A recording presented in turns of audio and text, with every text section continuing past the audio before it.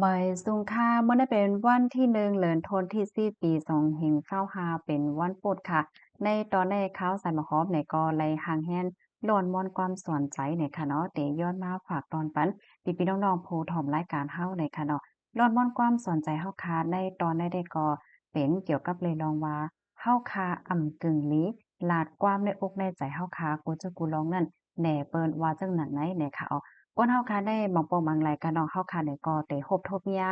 ลองข้องค้ำลองตั้งหยับเผิดลองสุขใจในภาวะจาปานอำว่าได้เป็นลองตั้งหักตั้งแป้งลองเงินลองต้องลองการลองงานแล้วก็ต่างเจอต่างลองว่าสังว่าเจอไหนตั้งนำตั้งหลายเฮ็ดจังไหนคะนะพี่น้องค่ะจ่องฟังแม่นค่ะบางก็ได้เพราะว่าฮบทบลองตั้งหยับเผิดมาก็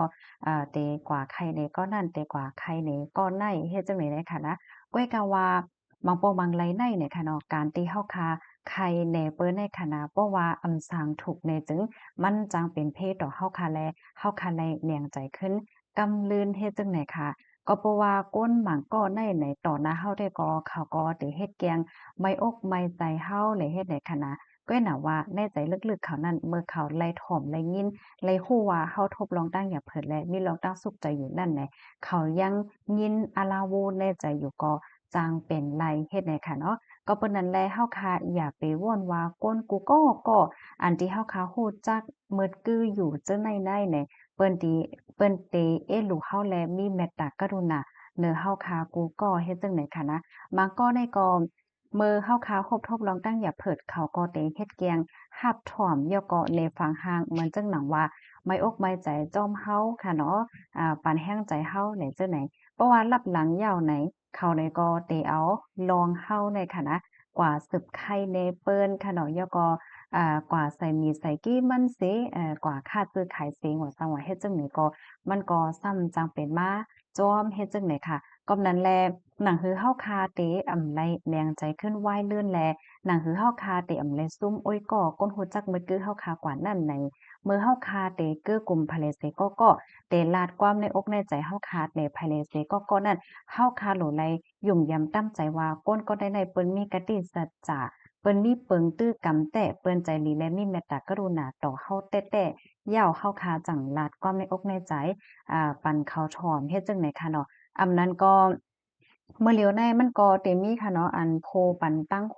อันนั้นก็โพที่อันเปิ้นรับปันลองเก้อกลุ่มเลยจังไหนเฮาคากว่าเก้อกลุ่มก้นจังไหนก็ไล่เนี่ยค่ะเนาะเพราะว่าเป็นหน้าการต่างงานเปิ้นกำซื้อเนี่ยเปิ้นก็เตมีเปิงไว้กำเหลียวเนี่ยค่ะเนาะว่าเปิ้นเตรียมเอาลองของเฮาได้กว่าสืบบอกลาเทียงกว่าสืบค่าซื้อขายเสียงว่าซังว่าเฮ็ดจังไหนเปิ้นก็เตเฮ็ดจังไหนค่ะนะแล้วก็แทงลอกไล่อันหนึ่งซ้ำในเฮาขาเตรียมไว้ตีในปรับค่ะเนาะมันจะหนำมื้อได้เฮาคาเตื้อใจเกี่ยวกับไปลองตั้ง5ลองการลองงาน5เฮาคาจะลำก็นั้นก็ได้5เนี่ยแต้นที่เฮาคาที่เอาต่อ3ม5แล้วก็กว่าลาดให้เปิ้นเลยฮู้เลยยินนั่นน่ะเฮามาเตรียมในปรับค่ะเนาะเตรียมโล่งให้เนี่ยเพราะว่าเฮาคันเตรียมเนี่ยมันก็เหมือนจังหนังว่าเฮาคันได้ไล่ปลดปล่อยลองขำอกขำใจอันนี้ไว้อยู่ในใจเฮาคันนั่นมันก็ได้ลดหย่อมไล่ลองขำใจแลลองเตื้อใจเฮาคาเฮ็ดจังไหนมันได้จ่อยปานใดอยู่พร้อมได้ค่ะเนาะ เฮแลมันเตื้อรอดเพค่ะเนาะมันมีในป่าเผาก้วยค่ะน่ะเนาะบางปอบางไรเพราะว่าเฮาคาจะลำมาเย้าในเฮาคาก็ไข้ว่าคาป้องกาเป็นลงกว่ามันก็ซ้ำจังมีจ่องแม่นเพราะว่าเฮาคาก่อนลาติเปิ้นได้ก็เปิ้นเลยยินกว่าเย้าค่ะแหละเนาะเปิ้นก็เอากะสึกลาดๆๆในลือสุดมาเฮาก็แดงใจอะโลเผลอใต้อย่าไปลาดจังนั้นจังไหนลาให้เนี่ยเนาะก้อยกะว่าเพราะว่าเฮาคาเตรียมหมายไว้ที่ในปรับเลยได้ก็เพราะว่าเฮาคาขึ้นแหนงใจเนี่ยก็มันก็เป็นหังขนาดเนาะมันอยู่ที่ในปรับก้อยเฮ็ดไหนคะอันนี้ก็เป็นลอกลายมันเฮ็ดจังไหนคะนะ พี่น้องคะรับถอมยอหันถึงจังหือพองค่ะข้อมูลตอนในค่ะเฮาเลยเปิงเองเอามาตีฝากไว้ให้วนให้ค่ะเนาะเตรียมตังไว้หน่อยค่ะบ่หันถึงว่ามีพ่อหลีก็จะกันสะเปิ้นแพ่แช่ก็เสกำหน่อยค่ะในภาวะจะปานเปียนน้องเฮาคาโลจ่องยามพบทบลองของคำจังเนี่ยบางปอกในเฮาคาวนว่าเป็นโอ๊ยก็เฮาเป็นก้นฮู้จักเฮา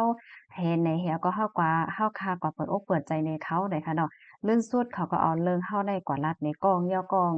มันก็ว่าหลีก็มีก่อมว่าหลีก็มีแต่มันก่อมจะว่ามีความลับอีหังไหนค่ะเนาะก้อยก็ว่าเพราะว่าเป็นรองส่วนตัวมาเจ้าหมังลองข้องคำมามี้วๆได้เฮาก็แค่เปิ้นฮู้ห้าเฮาค้าแค่เขาฮู้ก้อยนั่นค่ะน่ะเขาซ้ำเอาลองเฮาได้กว่าสึกลาดเทียงเฮ็ดได้มันติเฮ็ดให้เฮาค่ะได้ไล่เนียงใจ